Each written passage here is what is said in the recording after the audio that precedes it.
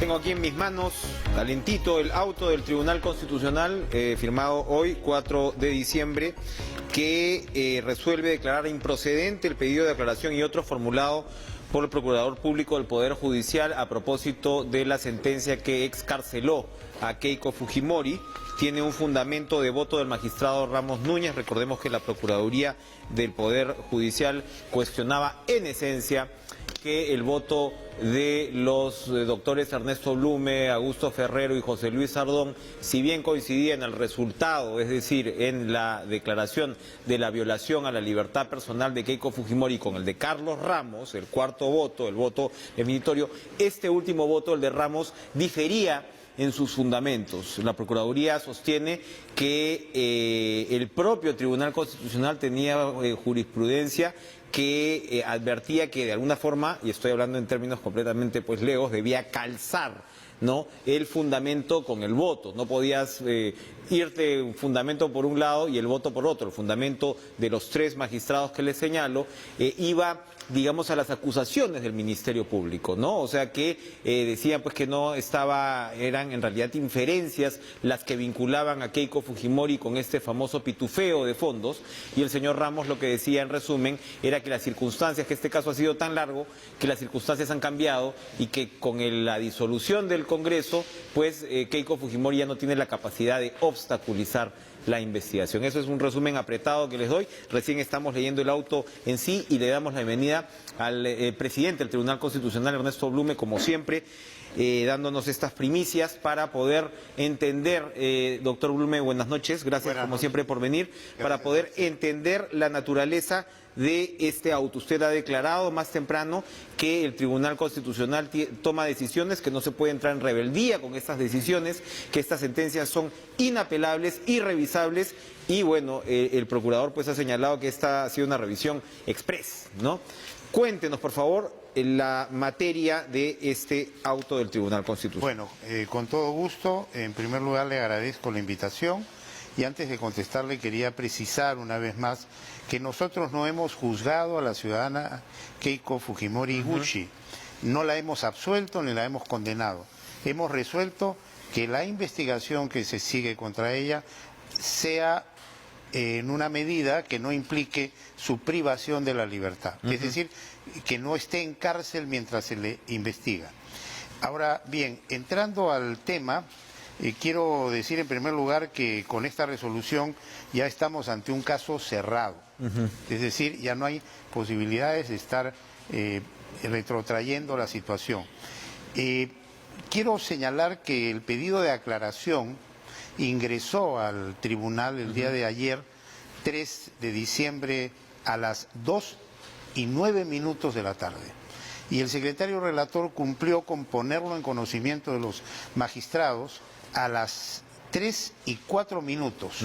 Y desde ese momento ya los magistrados teníamos conocimiento del escrito presentado por el procurador y fuimos estudiándolo durante el resto del día.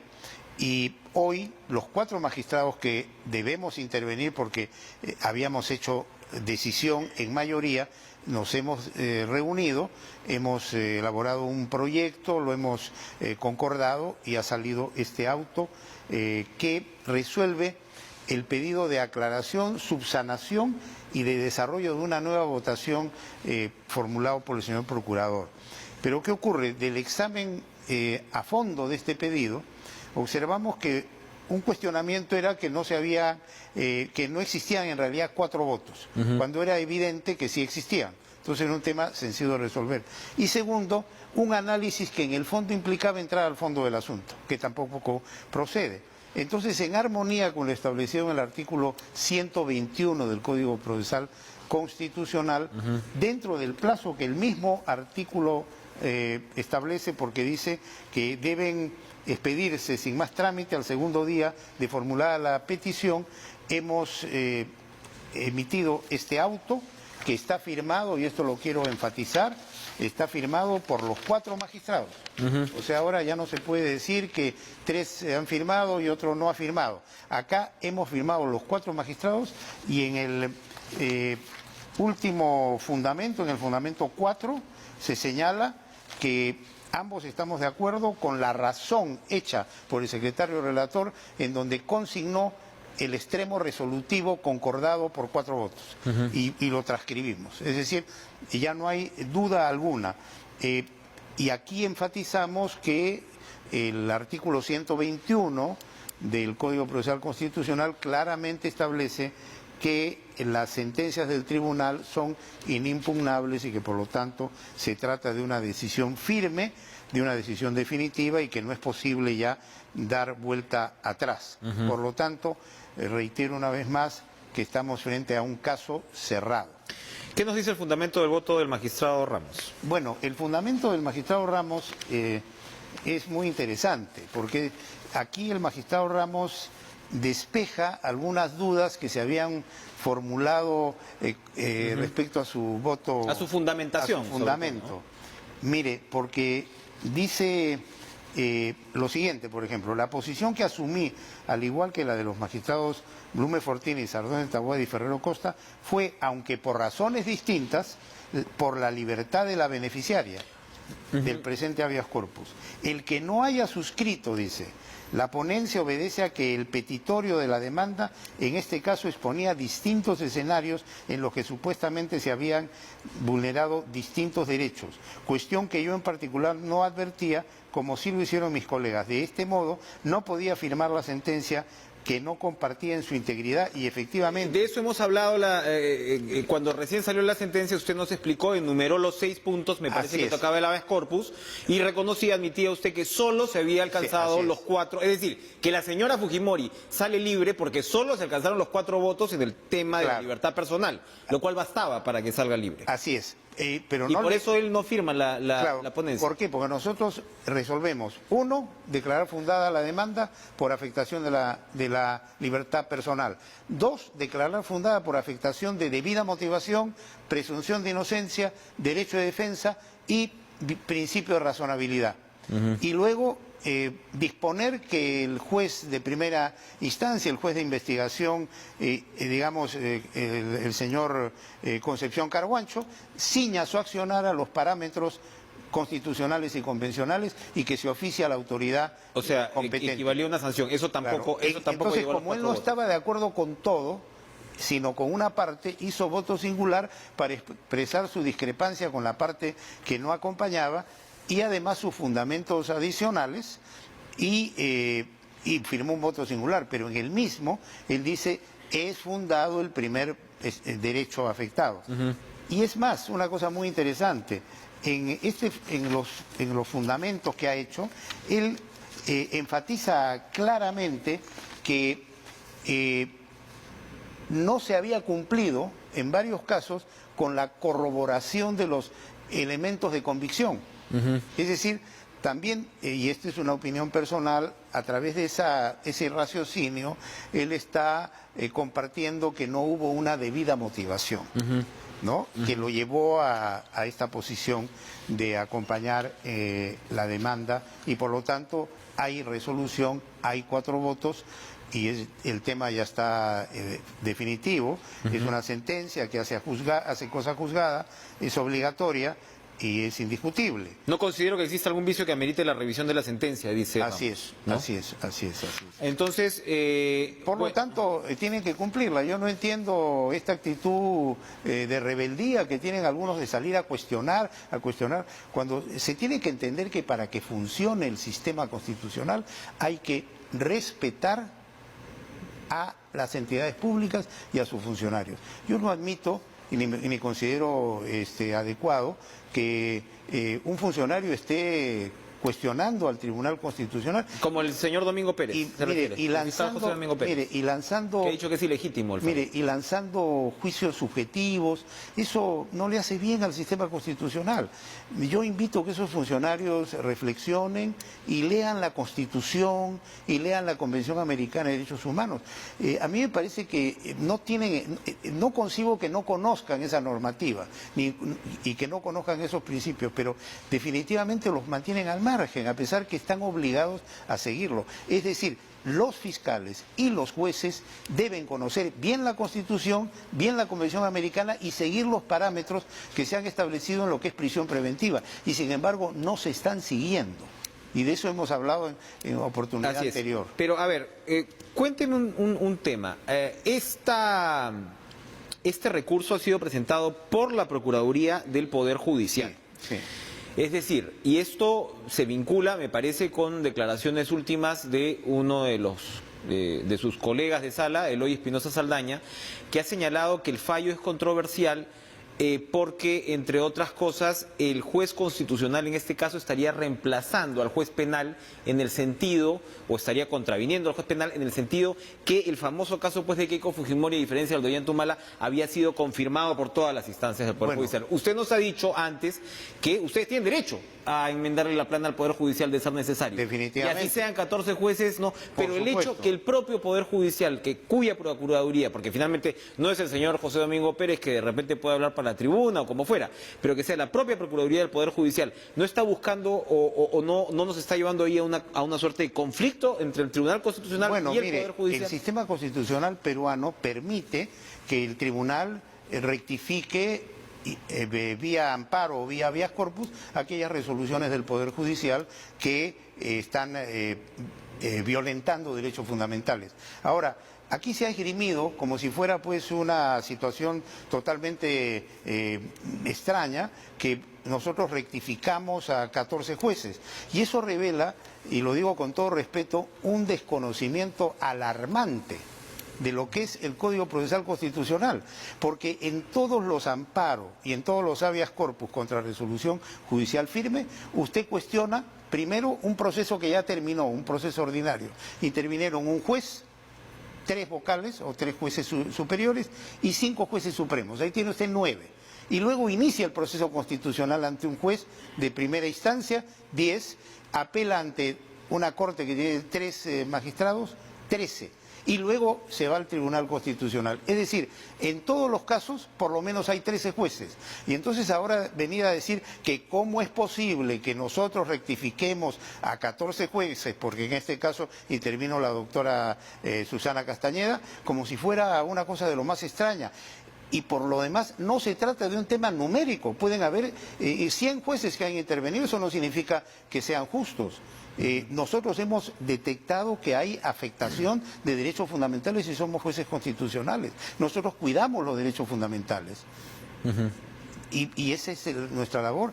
Entonces, sostener que aquí ha habido una situación cuestionable porque han intervenido 14 jueces me parece de una inconsistencia, realmente, lo reitero, alarmante, que debería llevar a iniciar urgentemente un curso de Derecho Procesal Constitucional y una revisión de los conocimientos constitucionales, del Derecho Internacional de los Derechos Humanos, de la Convención Americana de Derechos Humanos, de la sentencia de la Corte Interamericana, Comisión Interamericana, etc. Es decir, ¿cómo es posible que funcionarios públicos que se supone deben conocer la normativa, la infrinjan tan flagrantemente, la desconozcan y sorprendan a la opinión pública con opiniones equivocadas y ajenas al marco legal correspondiente? Eso para mí es alarmante. José Domingo Pérez infringe flagrantemente estas consideraciones. Yo no personalizo, yo estoy hablando en términos generales a raíz de este caso.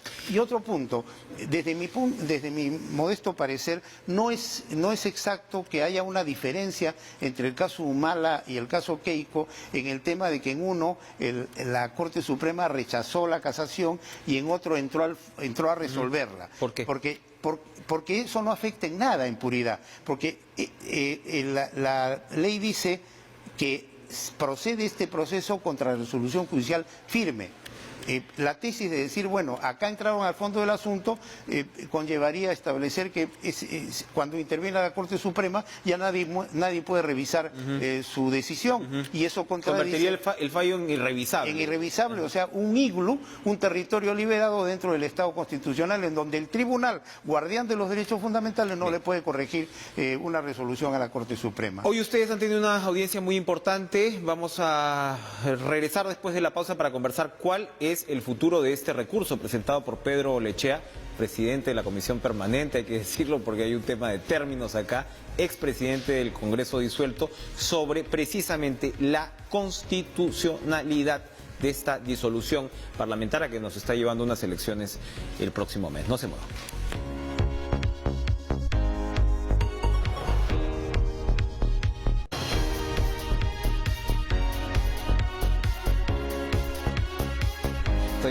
Nos estamos riendo porque estoy tratando de sacar información, pero este es un hueso duro de roer el doctor Blume.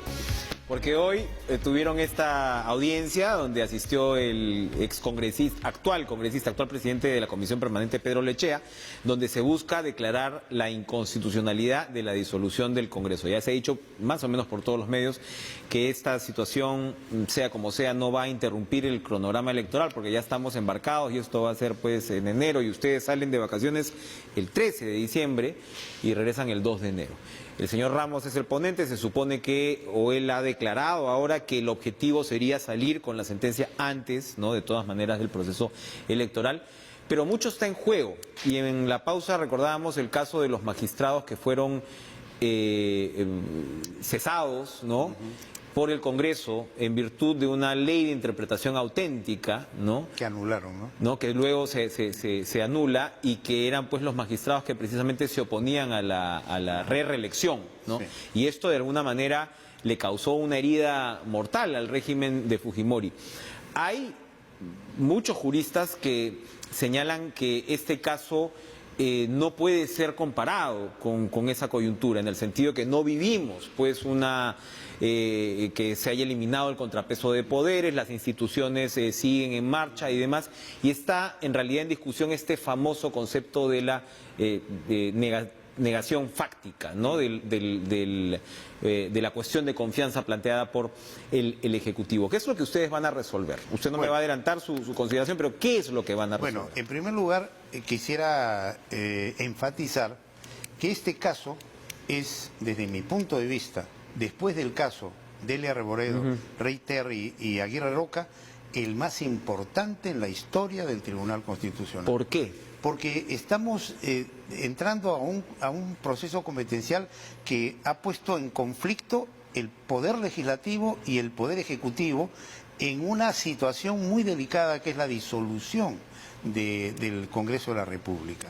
Y eso obliga a un esfuerzo muy grande del tribunal para no solamente ilustrarse, sino tener una decisión ajustada a la Constitución y que considere todos los elementos. Hoy día ha habido una interesantísima audiencia y yo invitaría, aprovechando de la situación, a los estudiantes de Derecho, a los abogados, que vean la audiencia. Hemos estado toda la mañana, hemos escuchado a las partes, han expuesto con amplitud y es un escenario interesante porque vamos a tener que resolver entre varias alternativas. Sí, si usted disculpe, tiene que, porque como todo esto está pasando hoy mismo y estamos muy encima del caballo, si tiene que resumir la argumentación de Olechea, el punto más saltante, ¿cuál sería? Bueno, que no hubo obstrucción, que por el contrario, cada vez que se pidieron facultades delegadas se concedieron, cada vez que se solicitó la aprobación de la ley de presupuesto, se aprobó, y así en cada caso. Yo le respondería al amigo Lechea que censuraron también varios ministros, bueno, en fin, pero que ellos mismos habían censurado un gabinete. Pero ¿no? hizo un análisis comparativo con otros gobiernos y pretendía demostrar que en realidad, según su tesis, obstrucción no había habido y por lo tanto no había habido una causa para llevar a cabo esta disolución. Ese es en esencia, pero ¿qué es lo que persigue la demanda? La demanda persigue lo siguiente: uno, que se declare inconstitucional el decreto de disolución del Congreso y como consecuencia se retrotraigan las cosas al estado anterior, es decir, recomponer el pleno del Congreso, reincorporar a los congresistas y dejar sin efecto la convocatoria a nuevas elecciones. Eso no va a ocurrir. Ese es el planteamiento de la demanda. Ahora, el planteamiento de la parte demandada es adverso, dice no ha habido ningún hecho inconstitucional. La Constitución es dinámica, no puede ser vista en términos tradicionales, y si bien hay un equilibrio de poderes que preservar, las instituciones se enriquecen por la vida del país y en esta coyuntura habían elementos que justificaban la decisión del presidente y que por lo tanto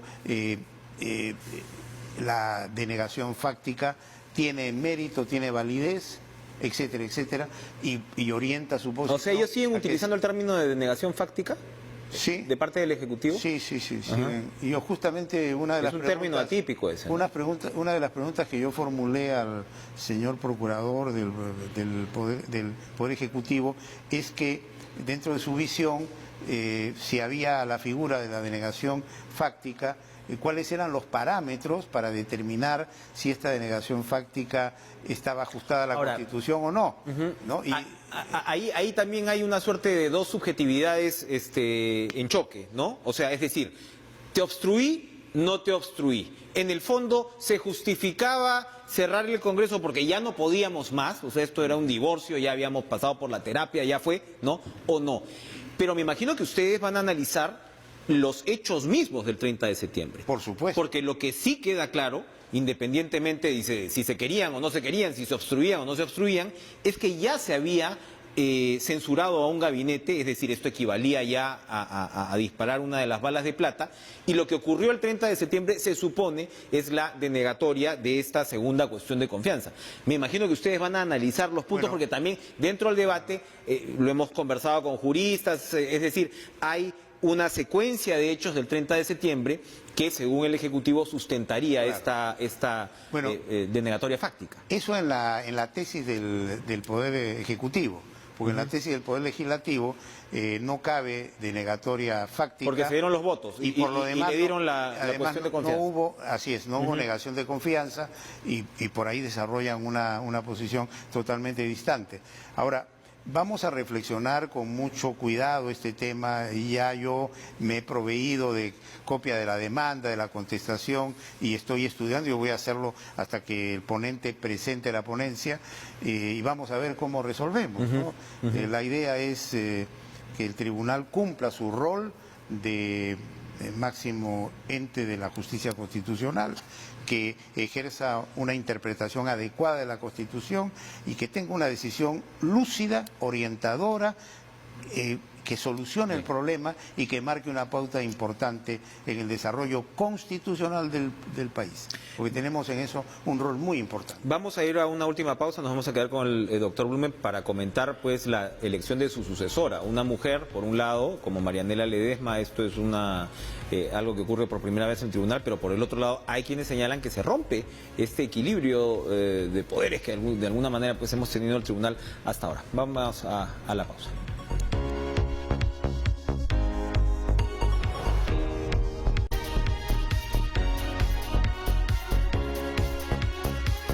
Tenemos 2 minutos, doctor Blum, y le voy a rogar una síntesis en un comentario. Es importante la elección de Marianela Ledesma como la primera mujer, pero ha sido sorpresiva, la primera mujer en encabezar el Tribunal Constitucional, pero ha sido sorpresiva. Y hay también, comentarios desde que no hay Junta Nacional de Justicia, no hay Congreso, el Tribunal Constitucional va a tener todavía un rol importantísimo, ¿no?, en estos meses venideros, con casos sumamente trascendentes como el que usted señala y demás. Y claro, dicen que se habría roto la unidad porque la señora Ledesma había sido usualmente identificada con Espinosa, Miranda y Ramos, ¿no? Y sus amigos lo quieren poner a usted, Ernesto Blume, con el señor Sardón y el señor Ferrero, ¿no? Que ha terminado siendo vicepresidente. Resúmanos, por favor, la situación. En realidad son especulaciones sobre esto de los grupos, porque si usted analiza las decisiones, en algunos casos se juntan y en otros casos se separan. Yo muchas veces he acompañado a unos magistrados y en otros casos no. Pero lo cierto es que hemos tenido, en el marco del cumplimiento del reglamento normativo y de la ley orgánica del Tribunal Constitucional, unas elecciones para mí muy correctas, muy ajustadas al trámite correspondiente, en la cual mediante voto secreto los magistrados han escogido a los presidentes, vicepresidentes y directores del Centro de Estudios Constitucionales. En lo que se refiere al tema de la magistrada Ledesma, yo me encuentro sumamente complacido y al final voté por ella, a pesar de que mi propuesta inicial fue por el doctor Augusto Ferrero, en la razón que tenía mandato vigente, pero tuvo la generosidad de declinar a favor de la doctora Ledesma y la ponderó en cuanto a su trayectoria profesional, académica, a su producción jurídica y además al hecho de ser la única mujer de este colegiado en un contexto tanto nacional como internacional en donde urge empoderar a la mujer y tender a la igualdad real de género. Y bueno, esto fue tan impactante que la propia doctora se sintió en ese momento sorprendida e impresionada. A pesar de que reconozcamos, están en las antípodas el doctor Ferrero y la doctora Ledesma. La noté emocionada y dijo que no podía declinar a ese compromiso y aceptó. Entonces esto llevó a que al momento de la votación el resultado fuera 4 a favor de ella y 3 a favor de mi directo amigo. Espinosa Saldaña iba a ser el candidato, se suponía. Fue el candidato, pero obtuvo 3 votos. En primera votación se requerían 5, entonces fuimos a la segunda votación y se repitió esa votación 4-3. Y ganó por lo tanto la doctora Ledesma y en la vicepresidencia el doctor Ferrero salió con 5 votos en primera votación y yo para el SEC o Centro de Estudios Constitucionales con 5 votos. Que es el que se encarga un poco de las publicaciones, de la divulgación, o sea, así que desde ya le pido espacio porque es importante marcar la presencia docente, académica y de difusión del Tribunal Constitucional. Así será. Ferrero queda como vicepresidente, como nos lo señala el doctor Blume, y él es el único con mandato vigente, es decir, si el próximo Congreso elige a los reemplazantes de los otros 6 magistrados, Ferrero de inmediato pasará a ser el presidente. Y completa el periodo de 2 años. Y completa ese periodo de 2 años. Gracias, doctor Blume, como siempre, por acompañarnos. Gracias. Con esta esclarecedora intervención nos vamos. Sigan ustedes en la programación de TV Perú a las 10:30. Vuelve Lucho Trizano con más deportes. Buenas noches.